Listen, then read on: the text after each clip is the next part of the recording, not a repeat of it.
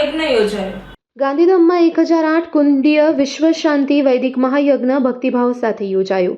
યજ્ઞ એ ઋષિ પરંપરામાં ભૌતિક નહીં પણ આધ્યાત્મિક વિધિ હતી। ઋષિઓના આશ્રમમાં સવાર સાંજ યજ્ઞ થતા હતા।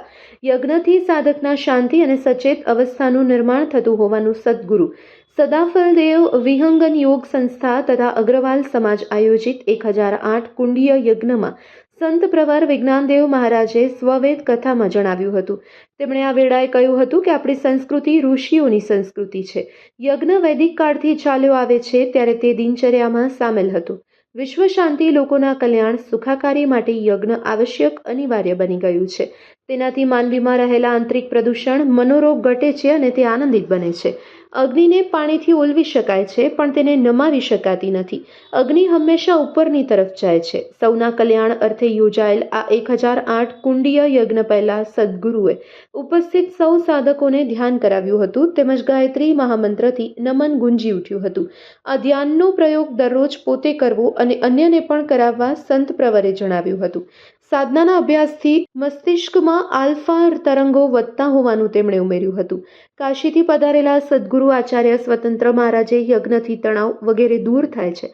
સંસારમાં જે પણ શુભ કાર્ય છે તેમાં ઉત્તમ યજ્ઞ છે। સ્વર્ગમાં જવાની અપેક્ષા રાખનાર પ્રતિદિન યજ્ઞ કરે છે। યજ્ઞમાં નીકળતા ધુમાડા આયુર્વેદિક જડીબુટી અને ઔષધીય છે। અમૃત છે તે શરીરમાં જાય ત્યારે શરીર શુદ્ધ બને છે।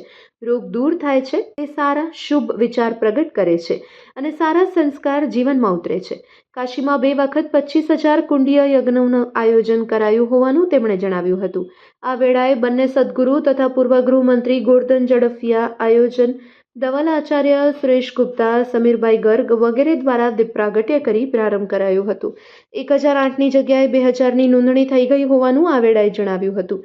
આ પ્રસંગે રાજ્યમંત્રી ત્રિકમ છાંગા, ધારાસભ્ય માલતીબેન મહેશ્વરી, માંડવી મુન્દ્રા ધારાસભ્ય અનિરુદ્ધ દવે, પંચમુખી હનુમાન મંદિરના મહંત પ્રકાશાનંદ મહારાજ, રામકરણ મહારાજ, સરહદ ડેરીના વલમજી હુંબલ, જિલ્લા ભાજપ અધ્યક્ષ દેવજી વર્ચન, સંઘના પદાધિકારી સૌજી ખેતાણી વગેરે ઉપસ્થિત રહી સદગુરુના આશીર્વાદ મેળવ્યા હતા। ધવલ આચાર્ય, સમીર ગર્ગ, સુરેશ ગુપ્તા, નંદલાલ ગોયલ, સંતોષ ગોયલ, ભીખુ અગ્રવાલ, મહેશ પોદાર, સ્નેહીલાલ ગોયલ, જતીન અગ્રવાલ, પૂજા ઠક્કર, સંજય ગર્ગ, ભગવાનદાસ ભાર્ગવ, ડોક્ટર ભૂપેન્દ્ર, ગોપાલ જાંગીડ, વિરેન્દ્ર આર્યવ્રત, શ્યામ સુંદર અગ્રવાલ વગેરે આયોજનને સફળ બનાવવા સહકાર આપ્યો હતો। સંચાલન મોમાયાભા ગઢવીએ કર્યું હતું।